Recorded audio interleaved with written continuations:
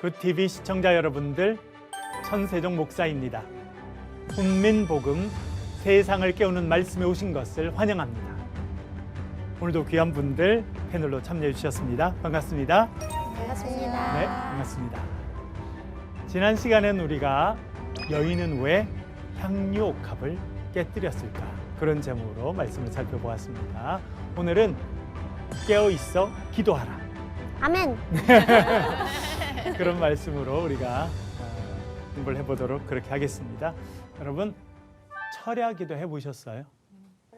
네. 네, 시도는 해보신 적 있으시죠? 뭐가 제일 어렵던가요? 오래 기도하는 거? 오래 기도하는 것도 어렵고 잠이 오는 거. 잠이 오죠. 그래서 내가 어느 순간에는 기도를 하고 있는지 자고 있는지 잘 알지 못하고 시간이 더 지나면 착한 아기처럼 새근새근 잠자고 있는 나를 발견하게 될 때가 있습니다. 너무 실망할 필요는 없어요. 왜냐하면 예수님의 수제자였던 베드로도 그랬다는 거예요. 위안이 됩니다. 위안이 되죠. 사람은 완벽하지 않습니다. 네, 예수님께서 이 땅에서의 마지막 저녁 식사를 제자들과 함께 하셨습니다. 예수님께서 제자들과 마지막 하신 저녁 식사, 그걸 뭐라 그럽니까? 최후의 만찬. 최후의 만찬하면 생각나는 그림이 있죠, 여러분? 보이십니까? 네. 네, 누가 그린 거죠? 레오나르도 다빈치의 최후의 만찬 그림입니다. 이 식사를 마치시고 예수님께서 제자들을 데리시고 어디론가 가십니다. 성경은 이렇게 말씀하는데요. 14장 32절 읽어보겠습니다. 그들이 겟세마네라 하는 곳에 이르매 예수께서 제자들에게 이르시되 내가 기도할 동안 너희는 여기 앉아 있으라 하시고. 아멘. 아멘. 예수님께서 제자들을 데리고 어디로 가셨다고 말합니까? 겟세마네라고 하는 곳으로 갔다는 것입니다. 겟세마네라고 하는 말의 뜻은 기름을 짜는 틀, 그런 뜻을 갖고 있습니다. 올리브 기름, 감람류, 그 산 자체가 올리브 나무가 많았거든요. 그래서 그 올리브 열매를 따면 그것을 이렇게 눌러서 기름을 짜게 되잖아요. 네. 그것을 눌러서 짜는 틀, 그래서 기름 짜는 틀이라는 의미를 가지고 있는 곳이 이 겟세마네라고 하는 곳입니다. 예수님께서 이렇게 말씀하시죠. 내가 기도할 동안에 너희는 여기 앉아 있으라 말씀하십니다. 그러니까 예수님께서 지금 뭘 하시려고 하신다는 것을 알게 됩니까? 기도하신다는 거죠. 네.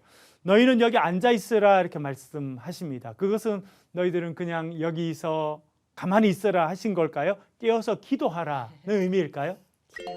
그렇죠. 33절을 읽어볼게요. 강내희님. 베드로와 야고보와 요한을 데리고 가실새 심히 놀라시며 슬퍼하사. 아멘. 아멘. 제자들을 데려가셨는데 그 중에 특별히 3명을 따로 데리고 조금 더 올라가십니다. 그 제자가 3명이 누굽니까? 베드로, 야고보, 요한. 이 3명의 제자가 있었습니다. 12명의 제자 중에 이 3명은 좀 더 핵심적인 제자 그룹이었다. 그렇게 생각해 볼 수 있겠습니다. 그런데 예수님은 이 제자들, 이 3명을 데리고 산에 올라가신 적도 있었거든요. 특별한 산에.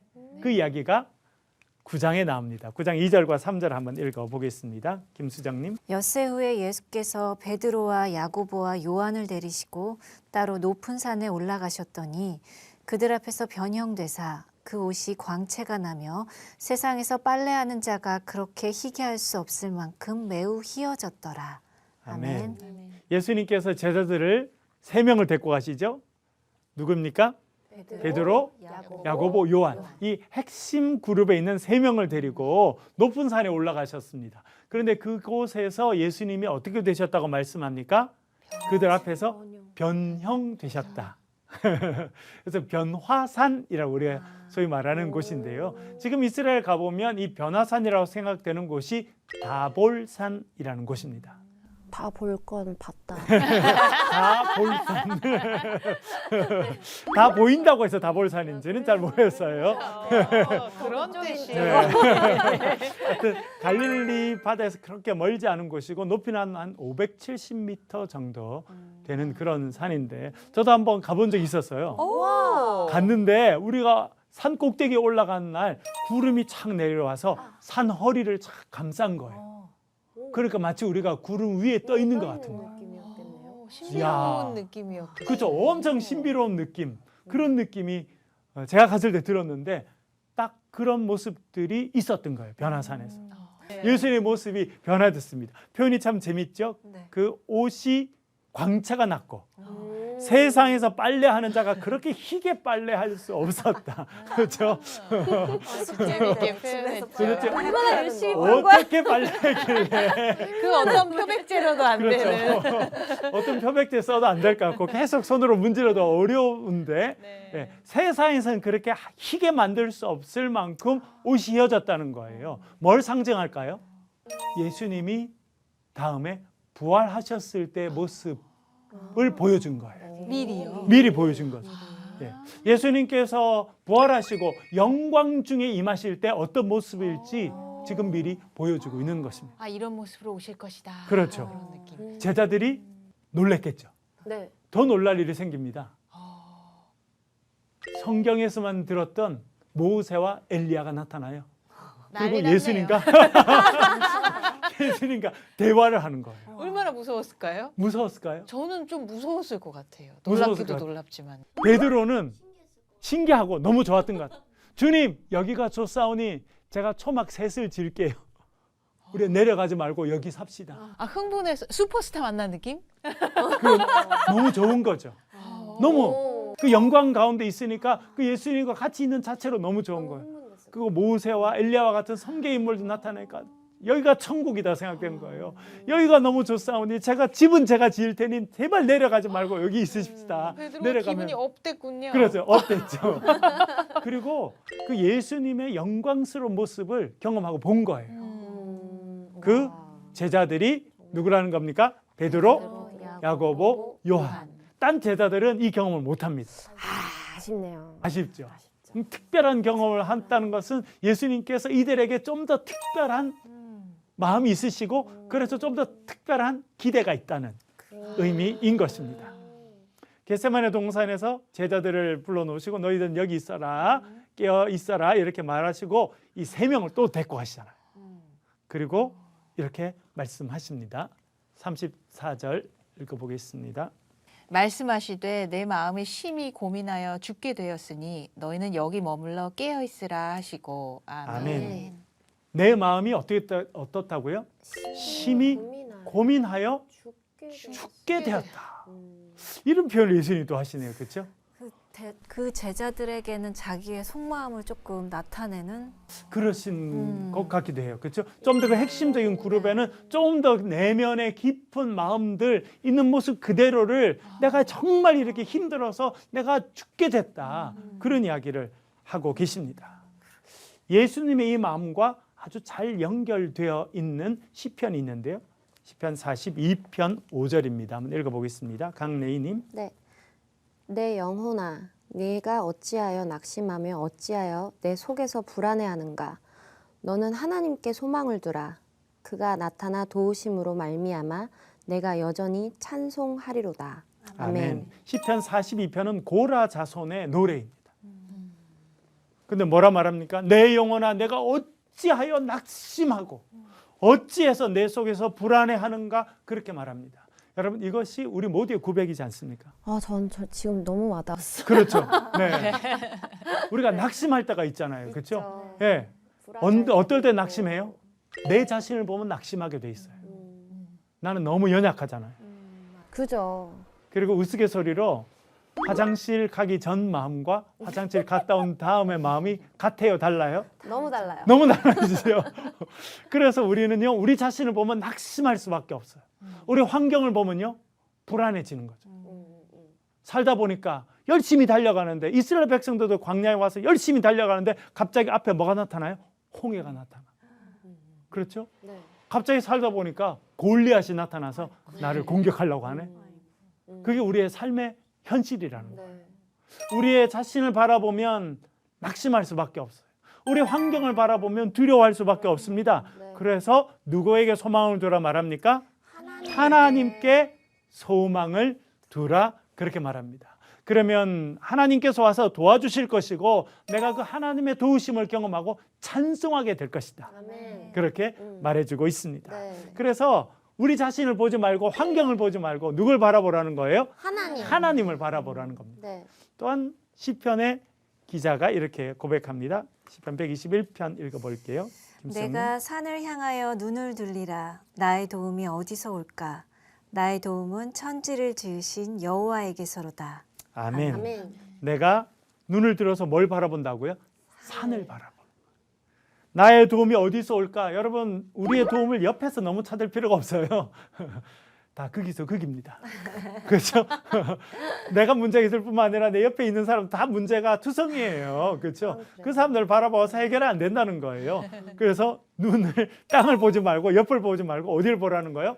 산을 보. 천지를 지으신 여호와를 바라보라는 것입니다. 그러면 천지를 지으신 여호와께서 나를 도와주실 거다. 내 소망을 여호와께 두라 하는 말씀과 연결되어 있습니다. 예수님께서 제자들에게 말씀하시죠. 너희는 여기 머물러 깨어 있으라 말씀하십니다. 깨어 있으라.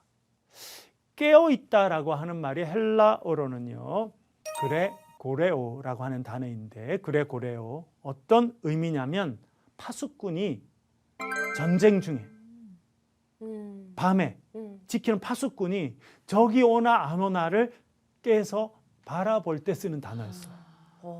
잠들면 되면 안 됩니까? 안 되죠. 안 되죠. 잠들면 나뿐만 아니라 우리 성 전체가 우리 진영 전체가 위험할 수 있어요. 그렇죠. 그래서 눈을 부릅뜨고 깨어서 바라봐야 돼요. 그때 쓰는 단어입니다. 이 단어가요 가장 집중적으로 쓰이는 곳이 마가복음 13장, 14장입니다. 우리 13장 말씀 한번 읽어볼게요. 33절부터 35절이요. 장혜원님. 주의하라 깨어 있으라 그때가 언제인지 알지 못함이라 가령 사람이 집을 떠나 타국으로 갈 때에 그 종들에게 권한을 주어 각각 사물을 맡기며 문지기에게 깨어 있으라 명함과 같으니 그러므로 깨어 있으라 집주인이 언제 오는지 혹 저물 때일는지 밤중일는지 닭 울 때일는지 새벽일는지 너희가 알지 못함이라. 아멘. 여기서 매절마다 반복되는 단어가 있죠. 뭡니까, 여러분? 깨어 있으라. 깨어 있으라. 잠들지 말라는 거예요. 그 아예 잠을 자지 말라 이런 말은 아니고요. 네, 늘 깨어 있어야 된다는 거예요. 왜냐하면 그렇지 않으면 우리가 잠들기 때문에 우리가 잠들었을 때 주인이 올 수도 있기 때문에 우리가 잠들었을 때 적이 올 수 있기 때문에 깨어 있으라 그렇게 말해주고 있습니다. 우리는요 사실은 잠에 빠지기 쉬워요. 그렇죠. 어떤 잠에 있어요? 우리가 빠질 수 있는 어떤 잠? 게으름의 잠도 있고 세상의 잠도 있고 욕심의 잠도 있고 유혹의 잠도 있고 그렇죠? 그런 유혹의 잠에 빠진다라고 하는 것 그것은요 사탄의 유혹에 넘어가는 거와 마찬가지예요. 그래서 깨어 있으라는 겁니다. 그렇지 않으면 우리가 사탄의 유혹에 넘어갈 수 있고 잠에 빠질 수 있기 때문이다. 그렇게 말합니다. 그래서 예수님도 이렇게 요구하시는데요. 37절 38절 한번 읽어보겠습니다. 강레이님. 네. 돌아오사 제자들이 자는 것을 보시고 베드로에게 말씀하시되 시몬아 자느냐 네가 1시간도 깨어 있을 수 없더냐 시험에 들지 않게 깨어 있어 기도하라 마음에는 원이로되 육신이 약하도다 하시고 아멘. 아멘. 저 왠지 윤주처럼 예쁘게 읽으면 안 될 것 같아. 시몬아 자느냐 이렇게 하면 안 될 것 같아. 시몬아 자느냐. 그러니까 사람들 많이 와가지고 하셨을 것 같아. 그리고 예수님. 예수님 지금 한참 기도하시고 그렇죠. 이 다른 누가복음에 보면 예수님이 얼마나 열심히 기도하셨는데 그 땀방울이 뭐처럼 떨어졌다는 거예요? 핏방울처럼 땅에 떨어지는 정도로 전심으로 기도하다가 예수님 오셨는데 제자들 뭐 하고 있어요? 잤어요. 자고 있네요. 자불었네. 유몽사몽 자고 있어요. 그래서 예수님 뭐라 말씀하십니까? 시몬아, 네가 1시간도 깨어 있을 수 없더냐? 그렇게 말해주고 있습니다. 1시간 깨어 기도하기 힘든데. 1시간 깨어 기도하기 힘들죠, 그렇죠? 없습니다. 주님 이랬어야 될 것 같아. 사실 1시간 기도하는 것도 쉬운 일은 아니에요, 그렇죠? 기도를 실제로 해보면. 그래서 아마 베드로가 처음부터 기도 안 한 건 아닌 것 같아요. 그렇죠? 했다가 어느 순간 이제 잠에 빠지게 된 거죠. 그때 예수님께서 딱 그때 예수님 기도할 때 좀 오시지. 딱 그때 꼭 잘못했을 때 그렇죠. 예수님께서 오신 게 아닌가 생각됩니다. 예수님이 말씀하십니다. 시험에 들지 않게 깨어 있어 기도하라. 시험에 들지 않게 깨어 있어 기도하라. 여기서 우리는 중요한 걸 두 가지 알게 됩니다. 예, 깨어 있어야 될 중요한 이유가 있죠. 뭐 하지 않기 위해서요? 시험에 들지 않기 위해서 깨어 있어야 된다. 다시 말하면 우리가 깨어 있지 않으면 잠에 빠져요. 잠에 빠진다고 하는 것은 시험에 든다는 거예요. 시험에 든다는 것은 우리가 육신의 지배를 받는다는 겁니다. 영의 지배를 받지 못하고 성령의 지배를 받는 것이 아니라 육체의 지배를, 내 욕망의 지배를, 내 욕심이 시키는 그 일에 빠져서 욕망의 잠에 빠지게 된다는 거예요. 그래서 시험에 들지 않게 하기 위해서 깨어 있으라, 그렇게 말해주고 있습니다. 그래서 우리가 외우는 주기도문에도 이런 말씀이 있지요. 같이 읽어볼까요? 시작. 우리를 시험에 빠지지 않게 하시고 악에서 구하소서. 아멘. 우리를 어디 빠지지 않게 해달라는 거예요? 시험. 시험에 빠지지 않게 해달라. 그것은 우리가 잠에 빠지지 않도록 도와주십시오. 깨어 있도록 도와주십시오. 왜냐하면 우리가 시험에 들면 악한 일에 동참하게 되니까. 그렇게 말해주고 있는 것입니다. 그리고 이렇게 말씀하십니다. 시험에 들지 않게 깨어 있어 기도하라. 이 두 번째 보면요, 깨어 있어 기도하라 말씀하시죠. 네. 어떤 의미일까요? 그것은요, 깨어 있으면 기도하게 된다는 거예요. 그리고 기도하면 깨어 있을 수 있다라고 하는 것을 두 가지 말해주고 상호 있어요. 보완적 같이 돼 있는 거죠. 네. 깨어 있지 못하면 시험에 들게 돼요. 그렇죠? 네. 예, 깨어 있는 게 중요한데 깨어 있으려면 어떻게 해야 됩니까? 기도하면 깨어 있을 수 있고 우리가 깨어 있으면 기도하게 된다는 것을 말해주고 있습니다. 예수님은 잠든 분이 아니라 깨어서 기도하시는 분이었습니다. 그래서 깨어서 기도할 때 이런 일이 있게 되는데요. 우리 35절 읽어보겠습니다. 김수정님. 조금 나아가사 땅에 엎드려 될 수 있는 대로 이때가 자기에게서 지나가기를 구하여. 아멘. 아멘. 예수님께서 제자들을 두시고 조금 더 나아가서 땅에 엎드리셨다고 말합니다. 땅에 엎드리셨다. 여러분, 그것은 어떤 의미일까요? 온전한 순복? 네, 그렇죠. 그런 의미죠. 두 가지라고 생각되는데, 하나는요, 왜 엎드리셨겠습니까? 뭐 하시기 위해서요? 기도하시기 위해서. 네. 그 엎드렸다고 하는 것은 기도하셨다는 거예요. 그리고 두 번째 엎드린다고 하는 것은 말씀하신 것처럼 순복, 순종하는 것입니다. 우리는 여기서 엎드렸다는 표현을 통해서 예수님은 기도하셨고 그 기도를 통해서 뭘 하셨다는 걸 알게 됩니까? 순종하셨다는 것을 알게 됩니다. 그리고 엎드려서 기도한 내용이 이렇게 되어 있는데요. 36절 읽어보겠습니다. 장혜원님. 이르시되 아빠 아버지여 아버지께는 모든 것이 가능하오니 이 잔을 내게서 옮기시옵소서. 그러나 나의 원대로 마시옵고 아버지의 원대로 하옵소서 하시고. 아멘. 여기서 예수님께서 기도하시는데요. 어떤 단어, 어떤 호칭을 사용하고 있다는 걸 알게 됩니까? 아빠, 아버지요. 왜 두 번이나 사용하셨을까요? 원어도 앞에 뒤가 같나요? 아빠랑 아버지가요? 네. 질문을 하실 줄 알고 제가 준비했습니다. 네, 원어는 어떻게 되냐면 아바, 호, 파테르라고 하는 말인데요. 아빠라고 하는 말과 파테르라는 단어가 쓰였습니다. 아빠는 사실은 아람어예요. 아람어. 그래서 아빠라고 하는 말, 우리도 아빠라고 하는데 여기도 아바, 거의 비슷하죠. 네. 아람어. 뒤에는 헬라어가 나옵니다. 파테르는 아버지라는 말이에요. 그러니까 예수님도 지금 아람어와 헬라어를 섞어서 지금 아람어로 아빠, 헬라어로 파테르 이렇게 말하고 있습니다. 그래서 우리 성경에서는 아빠, 아버지라고 번역하고 있는데요. 어떤 느낌이에요, 여러분? 아빠, 아버지. 간절하게 막, 그렇죠? 막 그냥 아기 같은 마음도 있을 것 같고. 그렇죠. 매달려요. 간절함도 네. 있고, 그렇죠? 네. 아빠, 아버지, 어떤 그런 간절함도 있고, 또 그것이 예수님께서 하나님과 늘 친근하고 가까우셨다라고 하는, 그래서 아빠라고 아버님 이렇게 안 부르고 저, 아버님 이 네. 잔을 내게서 옮기시옵소서 이러면 너무 아버님. 간절해 보이지가 않아요. 이 잔을 내게서 옮겨주시면 감사하고요. 이렇게 그게 아니고 아버지, 아빠, 아빠. 그죠? 간절함, 그렇죠? 아기들이 아빠 이렇게 부르잖아요. 네. 그러니까 예수님께서 하나님과 아주 가까우셨다라고 하는 것도 알게 되겠고요. 그리고 간절함이 아주 이렇게 묻어나는 그런 표현이다. 약간 아까 말씀 쭉 이어서 보면은 예수님도 사람이셨으니까 좀 두려움 그런 게 있었던 것 어떤 이 보이는 단어 것 안에 같아요. 그게 다 들어있는 것 네. 같아요. 그렇죠? 복합적인 감정. 내가 죽게 되었다 그 제자들한테 아까 그렇게 얘기했듯이 그 괴로움이 막 보이네요 저기서. 예수님의 이 간절함, 애절함 어떤 이런 것이 이 단어를 두 번 사용하는데 들어있는 느낌이라고 생각됩니다. 그리고 이렇게 기도하시죠. 뭐라 말씀하십니까?